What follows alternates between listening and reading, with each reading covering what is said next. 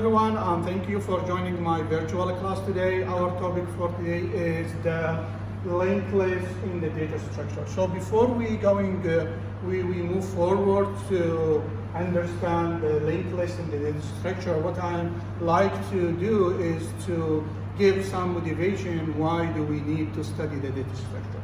So in the simple way, if we have a keyword called the data structure, and we ask some students about their thought what the data structure does mean for them, and some of them they will say, okay, program, data type, we want to collect some small keywords, algorithm, memory, instructions, etc. So, in this way, we collect a cloud of words to understand what the data structure does mean. So if we define the data structure is the way that our data is organized in the memory. Okay? How the data is organized in the memory. As a computer scientist, we always try to build a good program. So let's say what the program does have. So our program has multiple, let's say, blocks. Okay? Block 1, block 2, block 3, and etc. And each block has list of instructions, okay? And what each instruction does have, it has two parts. First called the operand, the second called the operator. And the operator is nothing but is the main operation of each instruction does, such as addition, multiplication, division, and that. And what is the most important part in each instruction is the operand, which is the actual data that feed in each instruction by the operation, and the program can does its task. There is two types of data form. The logical that we are named as an X and Y, and Z something, and the actual place of the data in the main memory. So this is called the physical space and form, and this is the logical. So you can imagine that the data structure can organize our data in the physical form and going back and forth between it and the logical form in our main program. Okay? So mainly, we have many forms of data structure that we can use to organize our data. One of the most famous example is the one-dimensional array. It's called a vector, or 1D. It has a global data structure name, which is the array of A. And then we have something called the entity, or the content of each one. Okay. And we have another form, which is the two-dimensional array, which has a row and column, and each one has the entity and the content of the variable that I can restore. Then we have another form, but before we move in, we will say that data structure is being classified to two parts. And this is the most important thing. the data structure can be classified to static data structure and the dynamic data structure. And what's the difference between the static and the data structure? It's obviously that the static is the fixed length or fixed size. For this reason called the static. So it's fixed size. And the dynamic is not a fixed size. It's changeable length or changeable size. Okay. So to understand the difference between the static and dynamic, one of the most good example that we want to study in the static is the array as a data structure, and the other one we have different type of dynamic data structure such as stack, queue, list, and linked list.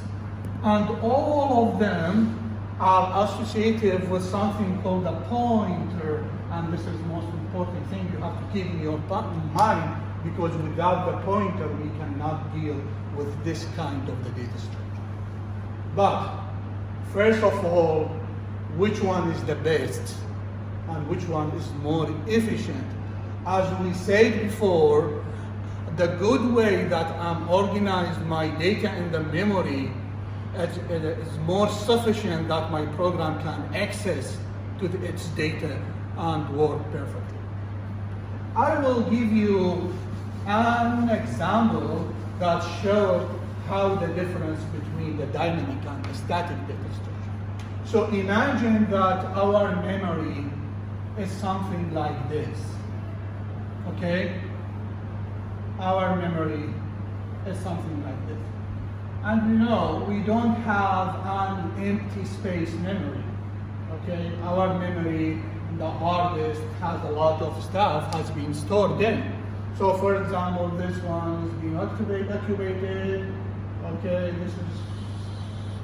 this is being activated. Then, while I'm writing my program, I wanted to specify the data structure that I want to organize my data logically that will bring the data from the original memory to my virtual place. For this, I will say, okay, I will use the array, two-dimensional, and I will use a 3x3 array. So technically, what the data structure does, it will specify a memory space like this, 3x3 size, okay? Then, while I'm programming, I discovered that an occupied, let's say, 1, 2, 3, just only 4 space an array. And what about the rest? The rest are just waste of space, okay? I don't use it because I don't know how much memory space or how many space I want to use. This is the first scenario. The second one, while I'm programming my code, my program, I discovered that I need more than 9 elements in my array. So in this case, does the array allow me to insert new element to the array? The answer is not. So I cannot answer. So the only way I redeclarate my array again, the nearest size I can do is 4x4, which is 12 elements. Okay. So what about if I only need one more space here, and that's it, plus one more space, okay? That means if I specify but 4x4, which is something like this, I will occupy one more element here, okay? And how many wastes of memory space I'm going to use? 1, 2, 3, 4, 5, 6. So still there is a lot of white space in this one. It's okay, it's still efficient, but we can find a better way to organize our data. So imagine that we will think about another way to store or to organize our data. So again, this is our memory, okay? Something like this. And again, some space being already occupied here, here, here. And now I'm writing my program and wanted to specify the memory location. So let's say right now I'm writing one single instruction and I need just one single variable, one single data type. So I will say, okay, this is my first location. This is my first data being here. Again, while I'm doing the programming, I need another location, another data type, another data structure. So I will find another space here and I will connect the first one with the second one. Then I need more. I need to insert one more data and I will activate another one. And again, I will connect this one with this one too. And keep on. Whenever you need a new storage space or a new element in the data structure, you will add more and more and more. That will allow us to efficiently organize our data. I can add more data element in my data structure container, and on the same way I can delete more. So I think in the dynamic way of the data structure give us more efficient way to organize our data in the memory than just accumulating a lot of white space. So this is mainly the difference between the dynamic and the static in the data structure, just to have an idea why I need a computer scientist, why I need to study the data structure, because it is one of the most topic in the computer side that give us a higher art or ability to organize the data in an efficient way.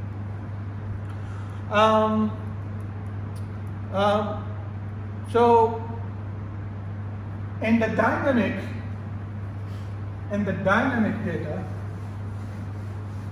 each element, each space in the memory called, if we wanted to define the linked list, which is one type of the dynamic data structure, we will say the linked list is a set of nodes.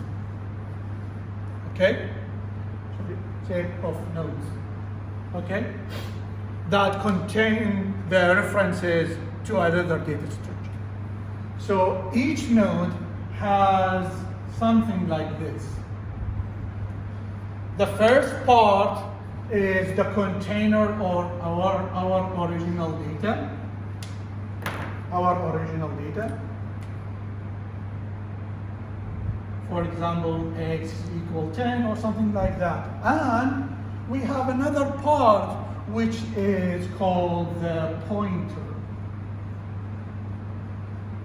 If you remember what I have drawn before, each element has to be connected to the second element or the new element that you wanted to use in the memory in an efficient way. Okay, in this case, we don't have one single element and that's it. Whenever you want to use a linked list, you have to have something called the start point, or it's called the list head. This is the start point that will guide you to your linked list in the memory, okay? And then the head is nothing, just the pointer that pointed on your data. And then, let's say our linked list has 2 nodes only. And this is the second data type, which is Y has 500. And then I have to have the end of the list, which is also pointer to null.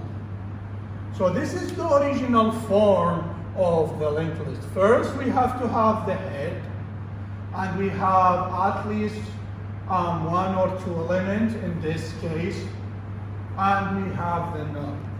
Does that mean we have to have always an element in our list? No.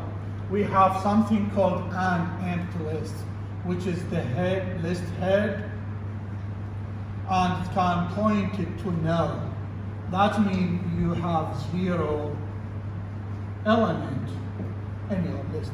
Or you have many elements that you want to use in your data. Okay. What's the main benefits of the linked list? Well, that's different as a dynamic data structure on the static data structure, which is the array. Okay. Whenever I want to use or add a new node, what am I going to do? Okay, there's 2 possible options. The first one, I can add it at the end of the list, and in this case called the abandon.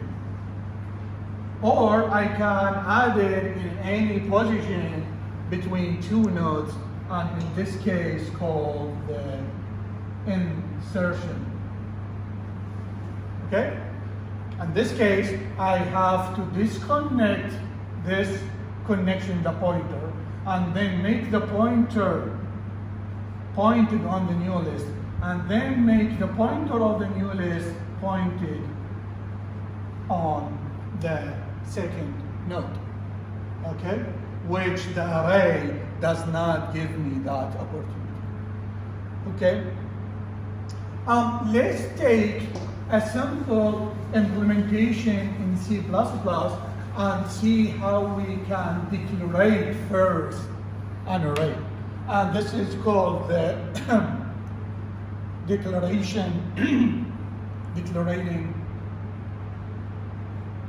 a node in linked list using C++.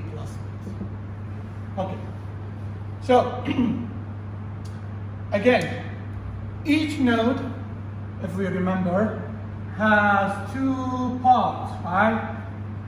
The data and the pointer. And as a data type, there is no way can we merge 2 different data types in one variable. We have integer, we have character, we have float point, we have string, we have.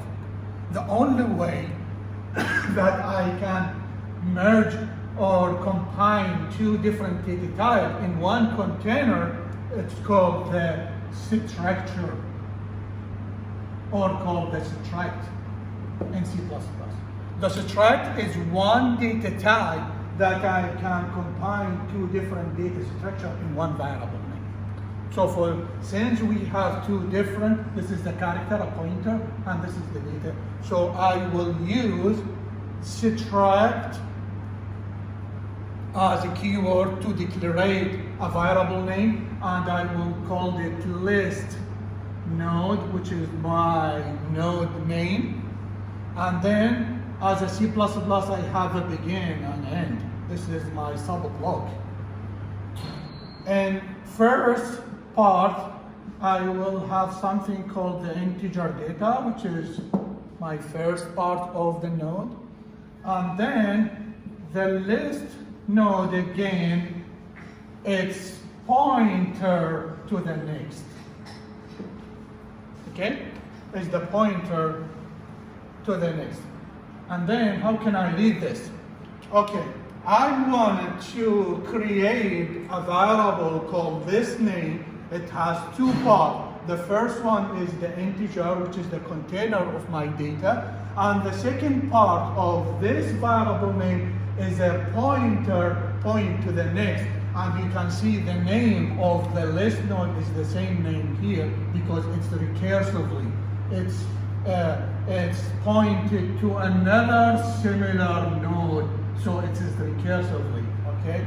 So if I go there and it's point to the next is the list node has the integer and pointer to the next, and so on. So first, okay, this is how I declare a node in C++. Then, first I have to initialize the linked list, which has give an empty list at the first as a non-variable. When you are programming first as an incrementer, we can give 0 to the NX.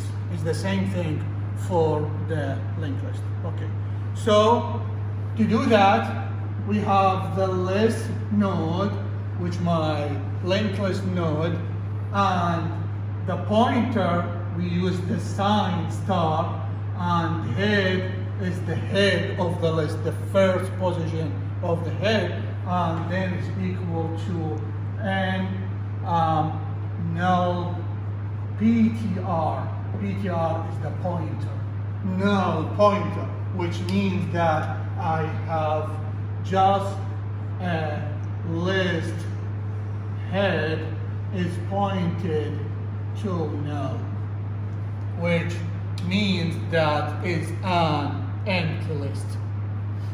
Okay? This is the first part of our lecture for today, is to understand what the linked list does mean, what is the dynamic data structure does mean, and what is the difference on the static dynamic and what is the difference between the static and the dynamic data structure, and how can I declare the list node, how can I give them the initial value, initialize it, and give an empty list. The second part of our lecture today is to do some operation on the linked list. So we'll say we have a list or linked list operations, and we have multiple operations that we can do in the linked list. As I said before, we can append, which I can add. Let's say this is the head, and this is the first node, this is the second node, and this is the null. Again, this is pointed to this one, and the head pointed to the first element, and this is the list head. Append, that means I have another list, okay? Because why we called one single element in the linked list is a sublist or list, because I don't have one element in the list without anything. Each element in the linked list it must be connected to the head of list 2, this one, and this one is called to the null. So the appending or the append is just make the pointer of the last element in the first linked list pointed where? Pointed to the element on the next and the next list. Okay, and then I have to store this pointer. This is the first operation. The second operation is insertion.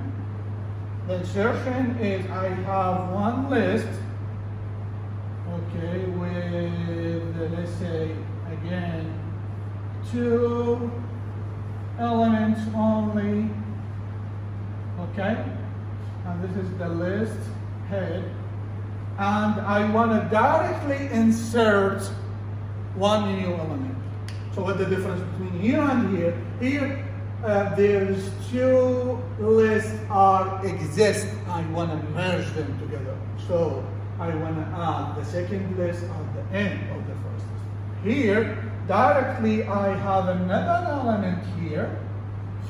Then I want to insert either at the end or the beginning or between two nodes. So first I have to point it. This is the pointer to the new element and make then the pointer of the new element pointed on the next element in the list, and I destroyed this pointer. So on this reason I have to know where the position 1 and the position 2 I want to insert my new element between two of them.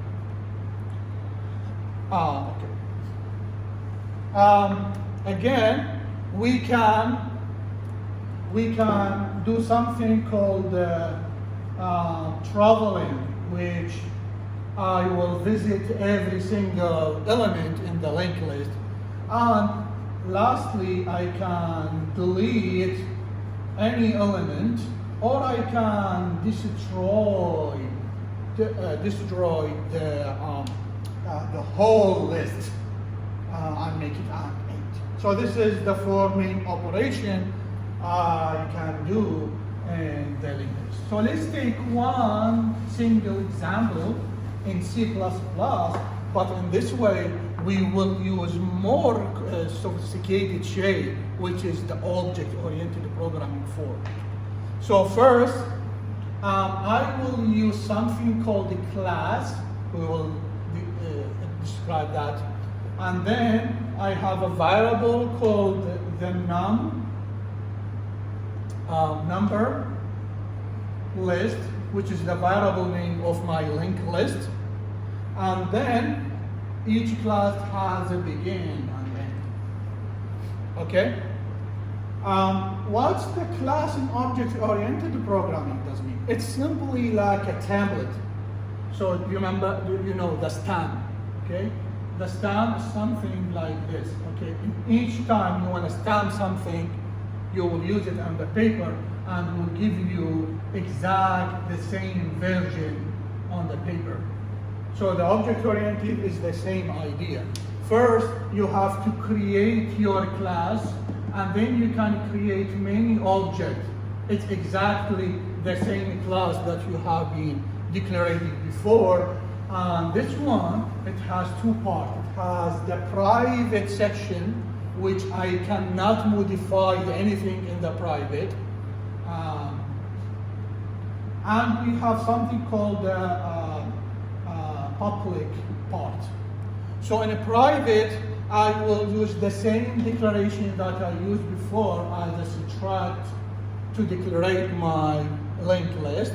Is the list node, which has double as a data type of my value. Again, the node has 2 parts, has the data part and has the pointer. Don't forget that. Okay? The data. And I have the same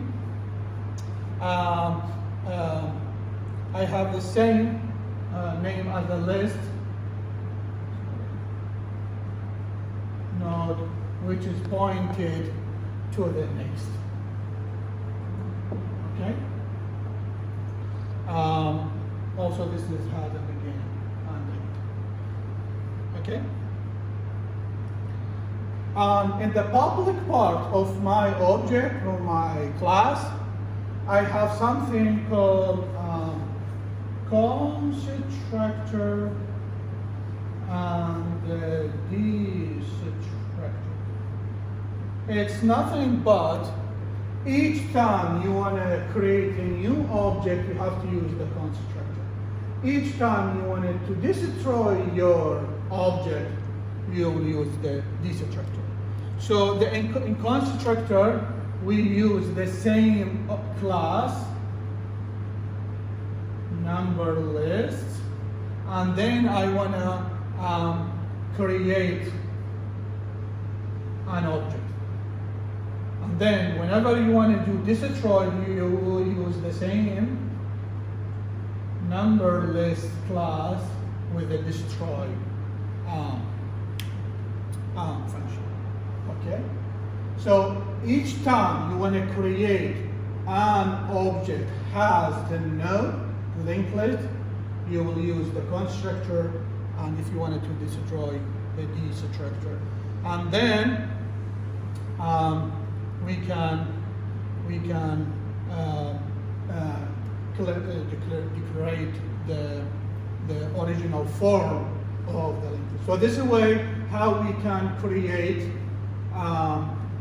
linked list in the object-oriented programming, which is different on the C++ regular way of programming. We hope we learned something from our lecture today. Maybe in the future we will describe and discuss more operation and the implementation in C++. Thank you so much.